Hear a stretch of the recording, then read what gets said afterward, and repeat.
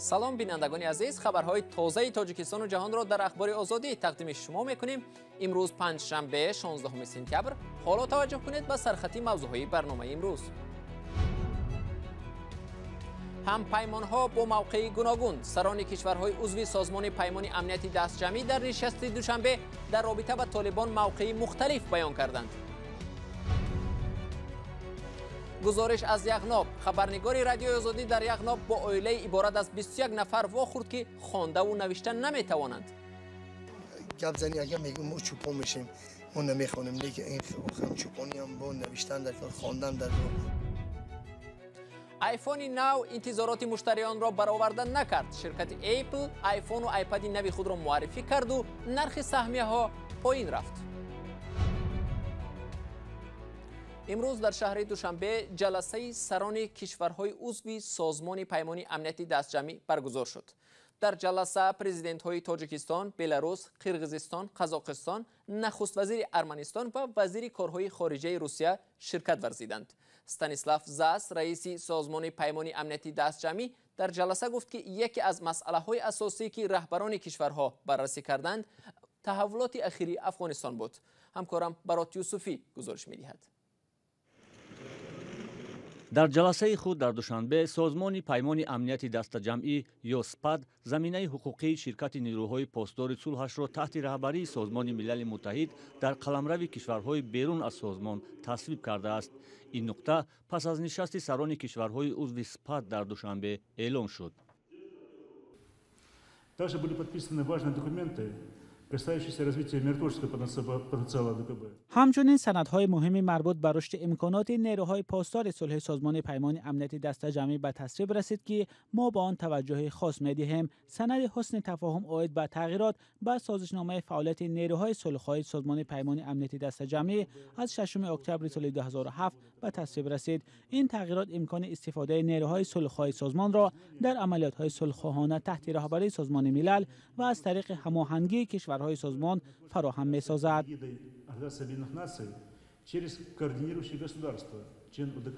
این در حالی است که سران کشورهای عضو در نشست دوشنبه از سقوط حکومت در افغانستان و به دست طالبان افتادن اکثر کل قلمرو این کشور و وضع ناآرام آن اظهار نگرانی عمیق کردند. آنها اعلام کردند که با توجه به تغییریابی وضع در مرز تاجیکستان و افغانستان هدف آنها تامین امنیت کشورهای عضو سپاد باقی میماند، اما در این رابطه و واسطه‌های سیاسی و دیپلماسی برتری می‌دهند. Главам государств также утвержден план оснащения коллективных сил оперативного реагирования ДКБ. رهبران کشورهای عضو سازمان نقشه مجهز کردن نیروهای متحده واکنش سریع سازمان پیمان امنیتی دستجمعی با مؤثرترین سلاح‌ها، فناوری‌های نظامی و واسطه‌های مخصوص را تصدیق کردند. این سند خیلی مهم و سریع وقتی میباشد که عملی شدن آن امکان می‌دهد نیروهای متحده واکنش سریع ما را به سطح نو بالا بردارد. در نشست سران کشورهای عضو سپاد ولادیمیر پوتین رئیس جمهوری روسیه آنلاینی شرکت داشت که اکثریت این سازمان را سازمان زیر رهبری روسیه می‌دانند. سازمان پیمان امنیتی دستجمعی را سال 1992 تأسیس دادند و فعلا قرقیزستان و قزاقستان، روسیه، تاجیکستان، ارمنستان و بلاروس عضو سازمان هستند. و حالا رو آوریم به قرقیزستان. یک دادگاه این کشور دو شهروند تاجیکستان را در رابطه با مناقشه در مرز در ماه اپریل به حبس ابد محکوم کرد. این دو شهروند عبدالرزاق عبدالقهاروف و اسکر یونوسوف هستند که از جمله به غارتگری گناهکار دانسته شدند، هرچند میگویند گناهکار نیستند. همکارم میرزانبی خالقزاد سرنوشت شهروندان تاجیکستان را در قرقیزستان بررسی میکرد و حالا با ما در استودیو قرار دارد. میرزانبی، درباره جزئیات این پرونده تا به حال چه معلوماتی در دست هست؟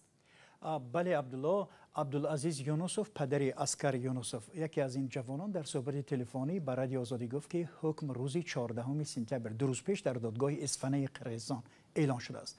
دادگاه پسر او و عبدالرزاق عبدالقهاروف ساکن دیگر را به غارتگری و جنایت بر ضد صلح گناهکار دانسته است. به قول دادستان هر دو که ساکنان اصفهان بودند در مناقشه و غارتگری در آن وقت نقش داشتند.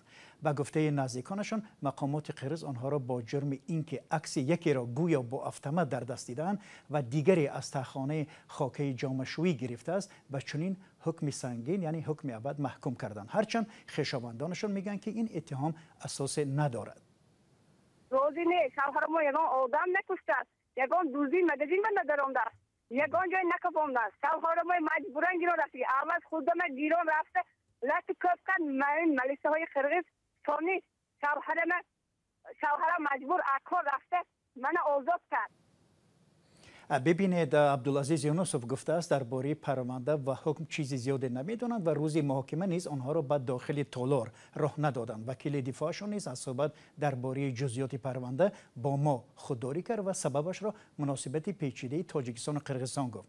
مقامات تاجیکستان هم هنوز درباره زندانی شدن این دو نفر شرح رسمی ندادند. اسکر یونسوف و عبدالرزاق قهاروف را مقامات انتظامی قرغیزستان مهمه امسال دستگیر کرده بودند. میرزا نبی پیش از برنامه میگفتید که محاکمه 3 شهروند دیگری تاجیکستان باز در قرغیزستان ادامه دارد. آیا درباره آنها هم معلومات داره؟ بله، محاکمه 3 تاجیک تبار قرغیزستان ادامه دارد و دادستان هم روز پیش خواسته است که آنها را به 20 سالی زندان محکوم کنند. مفتشان قرغیز آنها را به خیانت به وطن، غیرقانونی گذشتن از مرز و قاچاق مواد مخدر متهم میکنند، اما خویشاوندانشان میگن که اتهامات بافته است. یکی از آنها اکمل جان ایسایف شهروند تاجیک تبار قرغیزستان است. مادرش رعنا ایسایف و رادیو آزادی گفت که وکیل مدافع در مرافعه از دادرس خواسته است ماده خیانت به وطن از پرونده او و همراهانش ایوب جان و امان جان برداشته شود، زیرا اساس نداشته است. با نظر داشته مناقشه در مرز این تاجیک تباران میگویند که مقامات قرغیزستان غرضمندانه از آنها نقار میگیرند، هرچند مفتشان میگن که این ادعای بی اساس است. در واقع مناقشه باعث مصیبت زیادی خانواده در دو طرف مرز شده است. برای مثال مهینبانو مکرمی همسر اکمل جان ایسایف میگوید هنگام مناقشه با دو کودکش به خانه والدانش به ناحیه باباجان غفوروفی تاجیکستان آمد و تا حال در همین جا مانده است و نمیتواند که برگردد و همین گونه یک خانواده بر اساس این حادثه از هم گسیخته است. تشکر میرزا نبی. یادآور میشوم که در مناقشه مسلحانه روزهای 28 و 29 اپریل در سرحد تاجیکستان و قرغیزستان از دو طرف 55 کس کشته 10 نفر زخمی شدند. نیروهای دو کشور یکدیگر را به آغاز جنگ متهم میکنند. نمایندگان یک اقلیت قومی که در موضع بلندکوهی یغناب تاجیکستان به سر میبرند میگویند بنابر دوری مکتب فرزندانشان بیسواد ماندند و خوانده و نوشته نمیتوانند. با وجود آبی پاک و هوای تازه ساکنان این موضع در شرایط سخت به سر میبرند و از بیشتر خدمات معاصر محرومند. همکارم نگاره فضل‌الدین تابستان به یغناب سفر داشت و این گزارش را تهیه کرد که حالا آن را با هم میبینیم. یغناب مرم یغناب گلی ریحانه سر تا سریال هاش گلی تارانه.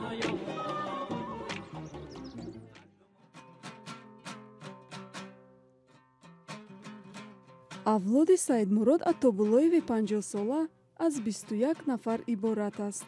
бисёри онҳо хонда ва навишта наметавонанд.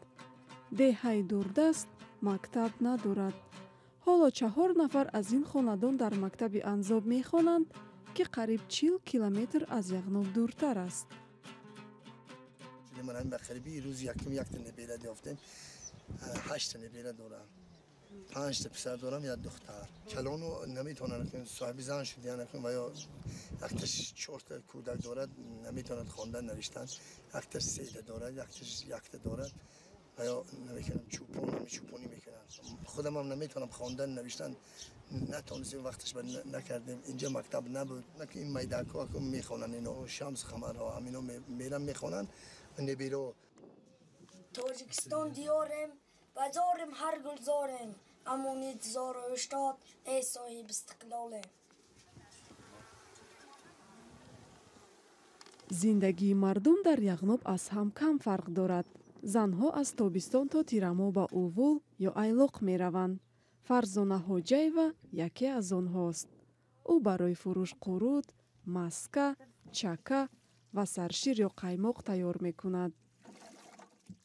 مردخ اینج وای نمیکنه زنافقه درباره شیر و دوغ وای میبرم. ساکنان زیاده در دهاتی وادی یغناب به پزشک و بنگاه طبی دسترسی ندارند. وقتهای بیماری هم اکثریت رو به رحم خدا در خانه میمانند.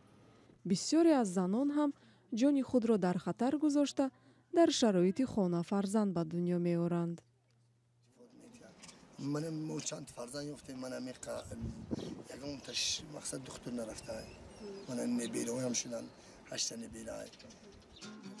аммо бо ин ҳама сахтиҳо сокинони деҳ аз зиндагӣ розӣ ва ба ояндаи худ хушбинанд.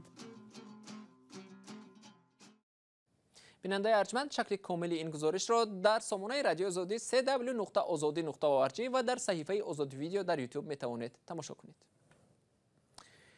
як таҳқиқи тоза нишон додааст ки ваксина бар зидди коронавирус на танҳо аз сирояти вирус ва бемории сахт пешгирӣ мекунад, балки намегузорад инсон ковиди дарозмуддат бигирад. баъзе аз гирифторони ин беморӣ ҳафтаҳо ва ё моҳҳо аз аломатҳои ин беморӣ халос намешаванд. бредли саламонс як коргузор аз африқои ҷанубӣ июли соли гузашта ба ковид-19 мубтало шуд ва 20 рӯз дар шифохона буд. моҳҳо гузаштааст, вале ҳанӯзам азоб мекашад. ҳанӯзам эҳсос мекунам ки гоҳе хотирам аз 3 то 5 дақиқа гум мешавад. ҳанӯзам сурфа ва гулӯдард дорам. ҳеҷ омори расмие дар бораи ковиди дарозмуддат нест, вале аз миёни миллионҳо гирифтор дар ҷаҳон қисми зиёде ҳамин бемориро доштанд ки аломатҳояш бештар аз 4 ҳафта идома мекунад. паёмадҳояш ҳам номаълум аст, мегӯяд бемори собиқ Ондин Шервуд.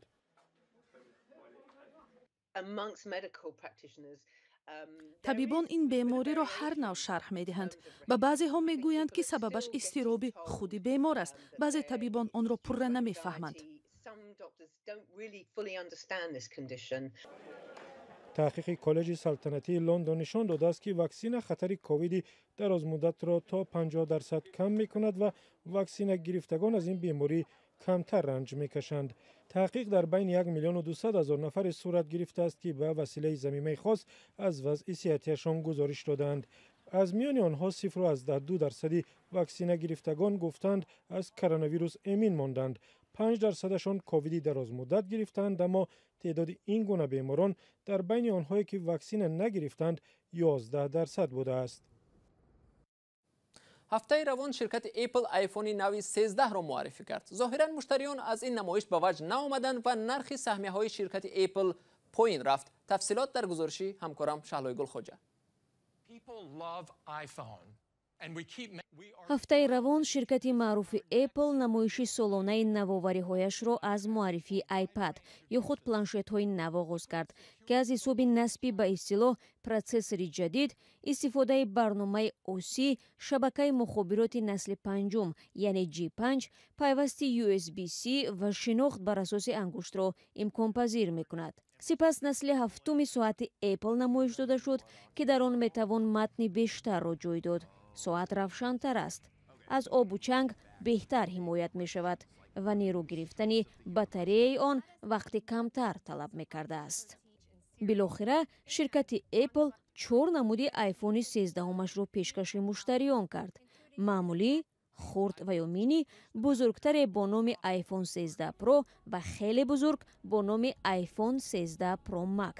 соати кори батареяи ин айфон тамдид ёфта, камера ва ё дурбинаш қавитар шуда рангҳоро беҳтар намоиш медиҳад. суръати нав шудани амали айфон ба 120 Hz баробар будааст. бар илова захираи ин айфон то 1 терабайт афзоиш ёфтааст.